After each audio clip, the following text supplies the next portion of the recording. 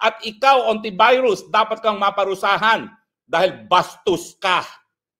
Ni hindi ka abogado, akala mo kung sino ka. Mag-aral ka muna ng law school, pumasa ka bago ka magdadakdak dyan. Mantakin mo, 15, unanimous Supreme Court decision, nalapastanganin mo ang desisyon nila. Hilo ka ba? Ang yabang mo. Sa totoo lang, wala ka namang alam sa batas. And yet, kung ano-ano mga pinagsasabi mo dyan. Diba? Kung bago ka lang dito sa NTPH, maaari bang makahingi ng isang like at subscribe? At huwag kalimutan pindutin ang notification bell para ma-notify kapag may ganito tayong upload. Salamat kabayan! At ngayon, pag-usapan natin ang mga maaasim na mga salita na nanggagaling sa mga loyalista ni Bangag, mga dilawan at CPP-NPA terorista na nagsanib puwersa na nagnais na patalsikin si BP Sara sa kanyang posisyon bilang Vice President sa pamamagitan ng isang impeachment. Sa mga natutulog sa kangkungan na hindi nalalaman ng balita, binasura po. Unanimous ang Korte Suprema, binasura ang impeachment complaint dahil po sa 2 puntos. Ang pagbabawal sa mahigit isang impeachment complaint laban sa isang impeachable officer. At ang sabi ko nga, kinakailangan ba maging genius ka na kapag pinagbabawal ang mahigit isang impeachment complaint sa isang taon at pang-4 na impeachment complaint ang sinampa bilang isang articles of impeachment, ayan ay pinagbabawal? Iniisip ko nga nasayang lang ang oras at panahon at salapi ng taong bayan ng Korte Suprema para mag-rule on something na napaka-obvious. Kapag pang-4, labag yan doon sa isa lamang na impeachment complaint ang pwedeng masimulan sa kada taon laban sa isang impeachable officer, di ba? 1 and 4. 4 is more than 1. Ano ba yan? Hindi man kailangan mag-law school para malaman yan.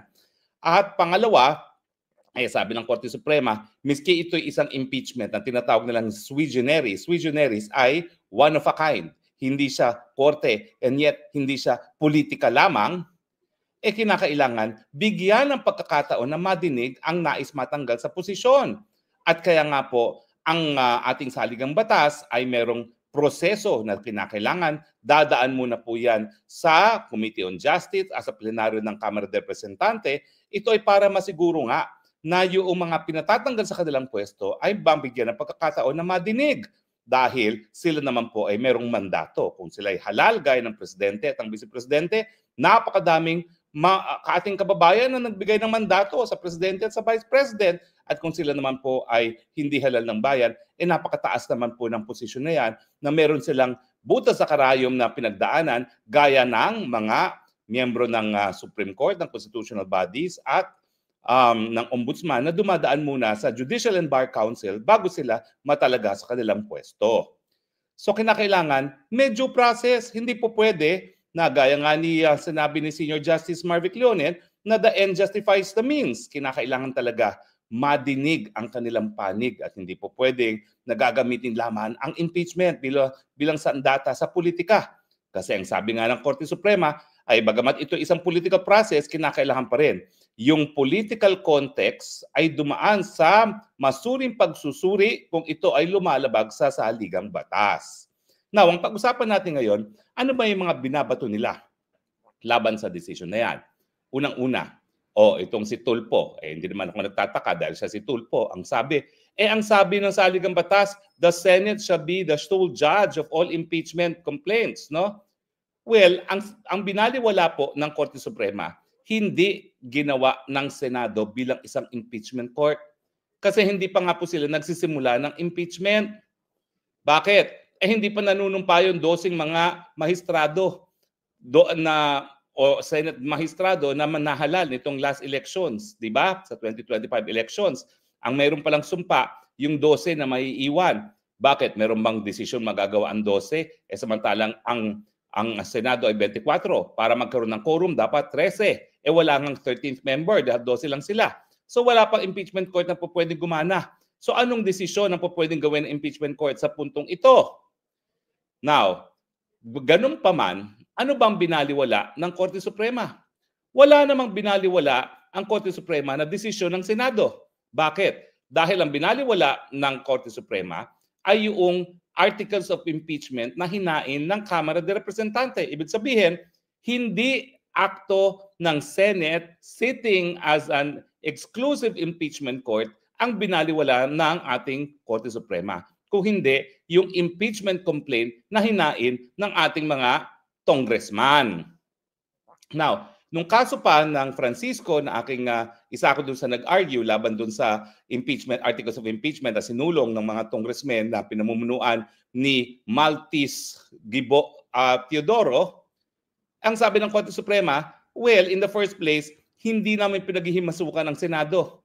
Ang sinasabi namin sa labag sa saligang batas, dahil ito ay linabag, yung pinagbabawal na mahigit isang impeachment proceedings laban sa isang impeachable officer ay ang gawain ng Kamara de Representante. Totoo, nakasulat sa ating saligang batas na ang ating Kamara de Representante ang sole na may kapangyarihan na mag-initiate ng impeachment complaint.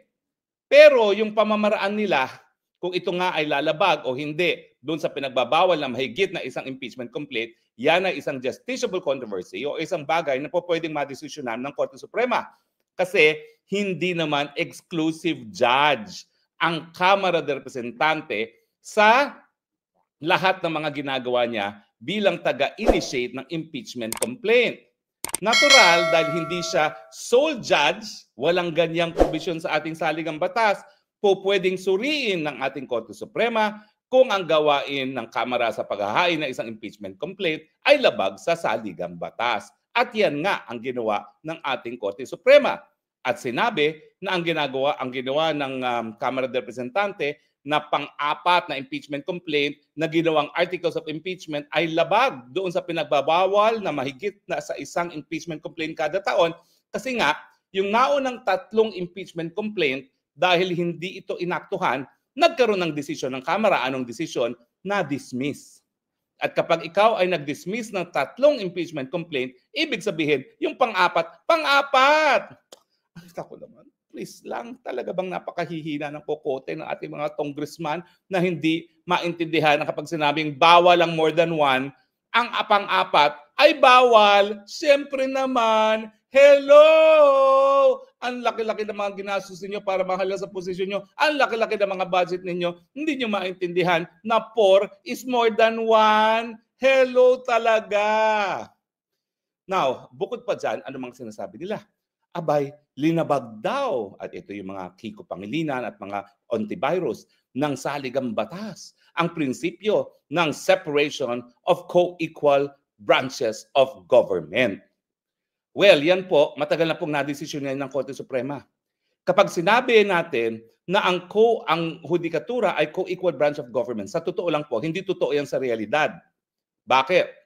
Pinakakonti ng budget ang Korte Suprema.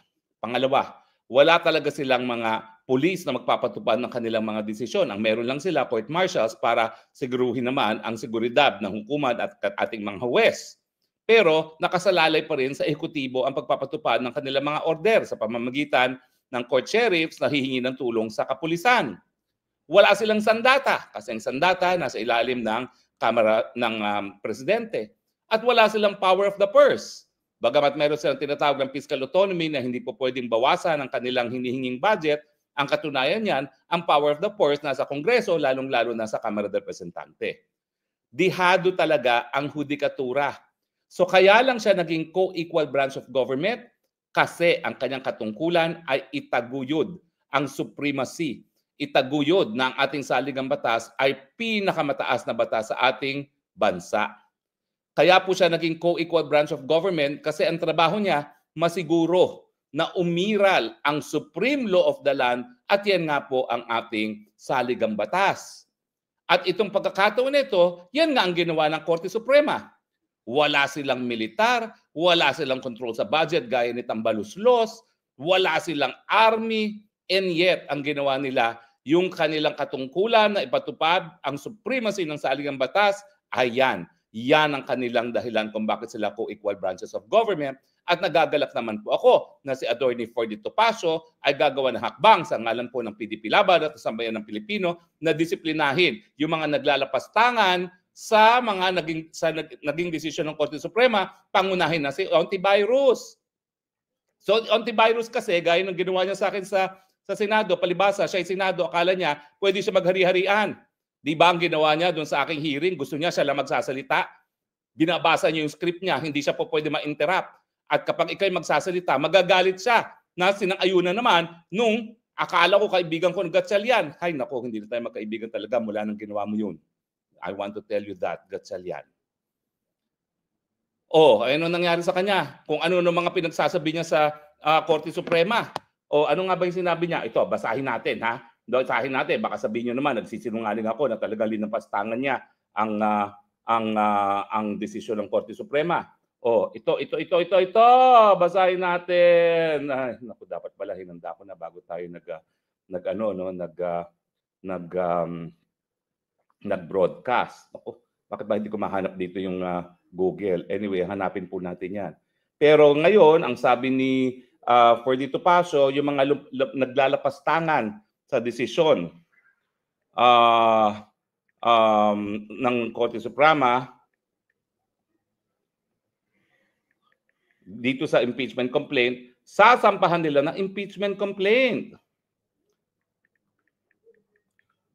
Tama lang naman po. Bakit?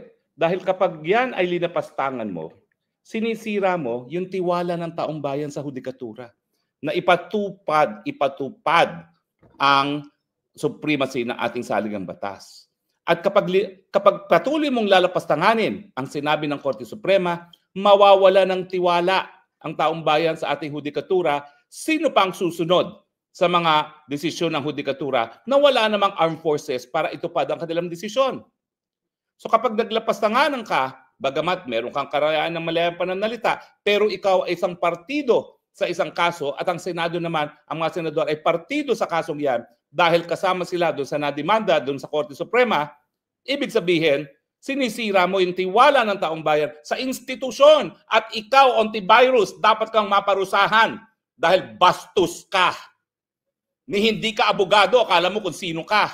Mag-aral ka muna ng law school, pumasa ka bago ka magdadakdak dyan. Mantakin mo, 15 unanimous Supreme Court decision, nalapastanganin mo ang desisyon nila. Hilo ka ba? Ang yabang mo. Sa totoo lang, wala ka namang alam sa batas. And yet, kung ano-ano mga pinagsasabi mo dyan. Diba? Ay, nako. Sabi niya, disturbing questions daw. Anong disturbing questions? Bakit? Naintindihan mo ba yung mga tanong na yan? Hindi ka nga abogado eh. Kaya ka nga nagbabasa lang ng script dun sa chief of staff mo na abogado. Diba? Tapos ngayon, dismayed ka dyan. Ha? Many disturbing questions about short-term and long-term consequences of this ruling daw. Okay? Diba? Ano ba yan? Actually, mas matindi yung maanghang talaga yung sinabi niya. Maanghang din yung sinabi ni De Lima. Tapos binawi. Kasi alam niya, hoy, De Lima, ha? Pwede pang mabuksan uli ang kaso mo dahil estudyante mo ba yung judge mo na nagpa-absulto sa'yo? Hindi mo sinagot yan. Ang pinasagot mo lang, spokesperson mo dahil ayaw mo magsinungaling. Ang sabi pa niya, I don't remember. Nako, tell that to, ewan ko ba, wag na Marines kasi matatalino na ngayon ang mga Marines sana. Although dahil wala silang ginagawa as protector of the people, nagdududa na tuloy ako. Pero, ang kapal mo din, De Lima, ha? Ko-questionin mo ang desisyon ng Korte Suprema, samantalang ikaw mismo hindi mo pa inaamin na estudyante mo yung judge na nagpalaya sa'yo. Pag binuksan niya ng Korte Suprema at sinabi ng Korte Suprema na nagkaroon ng violation of due process rights ang Estado dahil may karapatan ng Estado na malaman na estudyante mo yung West mo, lagot ka, balik ka sa kulungan. Sige, lapastanganan pa more the decisions of the Supreme Court. Diba? Lapastanganan pa more. Diga? Aba, ang yabang-yabang nitong si Risa Ontiveros, hindi ko maintindihan.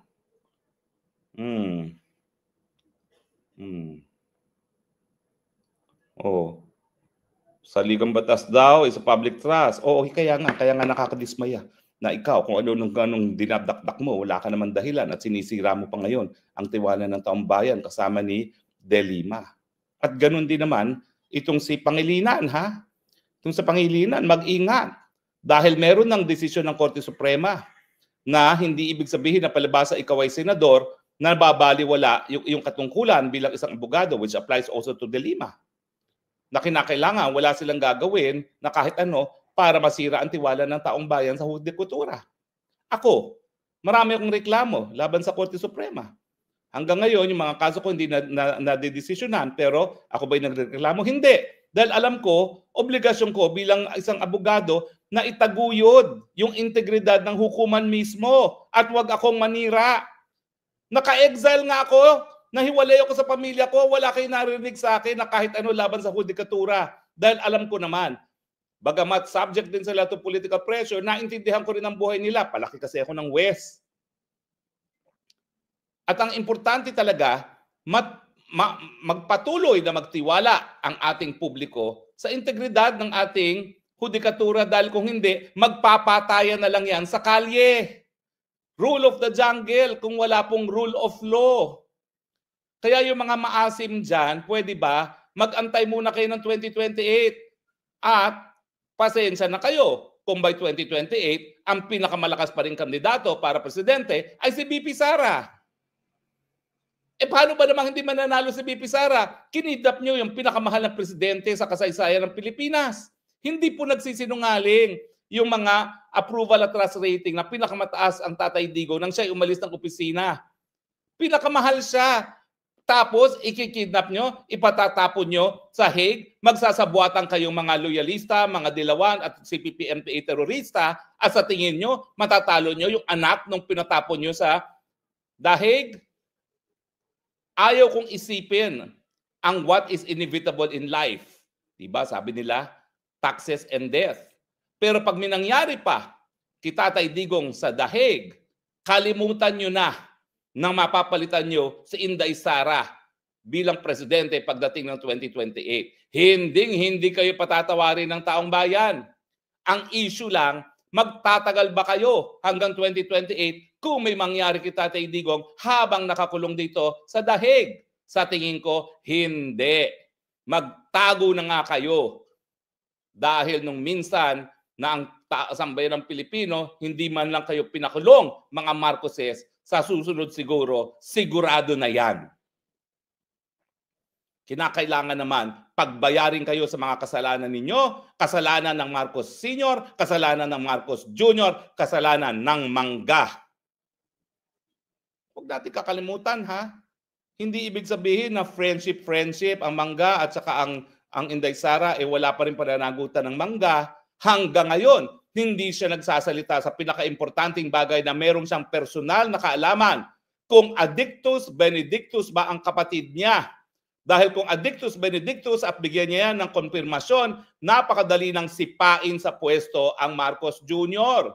Dahil bukod pa sa hair follicle test, yung ganyang testimonya ng sariling kapatid ang siyang magpapatunay ng estado ng pag-iisip ng Marcos Jr. Diba? Nako, umiinit na naman ang aking ulo. Kaya hinay-hinay muna. Dahil gusto pa nating magpatagal sa ating diskurso, diba?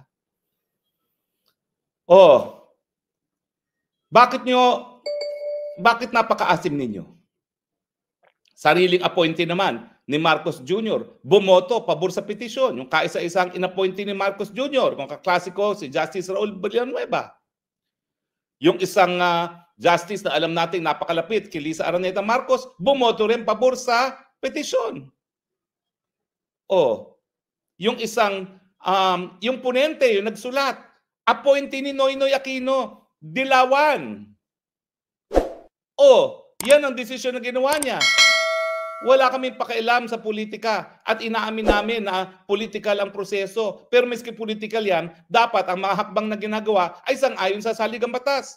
Oh, ba't kayo magagalit? Tapos ngayon, binubura nyo itong Senior Justice Marvic Leon na hindi na raw progressive kasi bumoto pabor sa isang Duterte. Anong klase pag-iisip yan?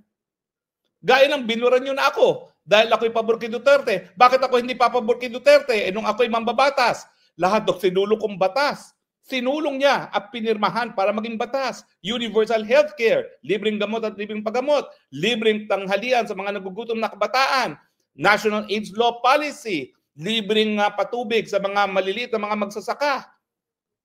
Libreng tuition sa state universities and colleges ha. Huwag si BAM lang ang bibigyan yung credit dyan. Ako po ang tinalaga ni Ann Hofer na kausapin si Presidente para wag i-veto yan, Presidente Duterte. Dahil yung buong economic team ng Presidente Duterte gustong i-veto yung libreng tuition sa state universities and colleges. Sabi sa akin ni Tatay Digong, hindi. We will invest in our capital, our human capital, our people. Bakit yung buburahin ngayon si Senior Justice Leonen samantalang sinasabi lang naman niya yung tama? Ako po matagal kami nagsama ni Justice Marvic Leonen sa UP College of Law. Wala po kaming away. Pero sa totoo lang, hindi rin kami magkakampi sa aming kampo dahil dyan sa UP College of Law, palaging divided yan. Pero hindi po nawala ang respeto ko kay Justice Leonen, miski hindi pa siya justice, dahil alam ko naman, in the end, sumusunod yan o gagawin niya ang tama. At tama naman yung kanyang desisyon. So let us give credit where it is due. Dahil kung ang kanyang political na paniniwala lang ang kanyang susundin, talagang hindi yan boboto pabor kay BP Sara. Dahil talagang dilawan siya to the core. Pero he transcended his political beliefs and upheld the supremacy of the Constitution. Kaya pinupuri ko naman po si Justice Leonen. Iba talaga yung feeling na ang tagal mong kakilala yung tao tapos napakatino naman palang talagang tao, no? Talagang proud naman ako, nakakilala ko siya na napakatagal na panahon. At siyempre, nakasama ko rin sa UP College of Law, no? Bilang isang colleague sa faculty. At siyempre, naging din po namin siya. Naging din nga ba si Marvic Leonen? Parang naging din si Marvic Leonen. But in any case, ayan po, ang mga maaasim. Tapos may mga nagsasabi, appointees lahat yan ni Duterte. Bakit?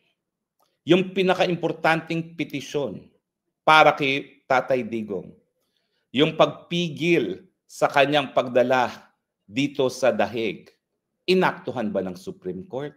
Hindi.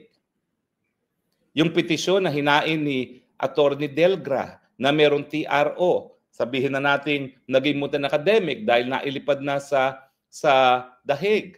Nag-issue ba ng TRO? Hindi. Yung TRO na yon, magagamit pa rin yun dito sa ICC. Hanggang ngayon walang desisyon. Kung talagang rubber stamp ni Tatay Digong ang mga justices dahil siya nag-appoint, nandyan yung desisyon na yan. Dahil ang pinaka-importanting desisyon kay Tatay Digong ngayon, yung kanyang pagkakakulong sa dahig na hanggang ngayon walang resulta. So itigil nyo na yung paninira sa Korte Suprema. Hindi po totoo na palibasa ang nag-appoint ay si Tatay Digong, sunod-sunuran lang sila. Dahil kung ganun ang nangyari, meron na pong desisyon na talagang magagamit laban dyan sa pagkakakulong ni Tatay Digong sa ICC dahil sa hanggang ngayon ay wala pa. Pero anong magagawa ng Korte Suprema? Yung impeachment, ang intensyon talaga ng taong bayan, nung binigyan ng ratifikasyon ng 1987 Constitution, talagang hindi gagamitin yan bilang sandata para sa politika. Pero nakikita natin na talagang ang impeachment ngayon, ang dalas sa Pilipinas, kung ikukumpara mo sa bansa ng Amerika, kung saan kinopya natin yung proseso ng impeachment. Napakadalas dito. May laban kay Chief Justice David. May laban kay GMA. May laban kay Ombudsman Gutierrez, may laban kay Ombudsman Desierto. Di ba?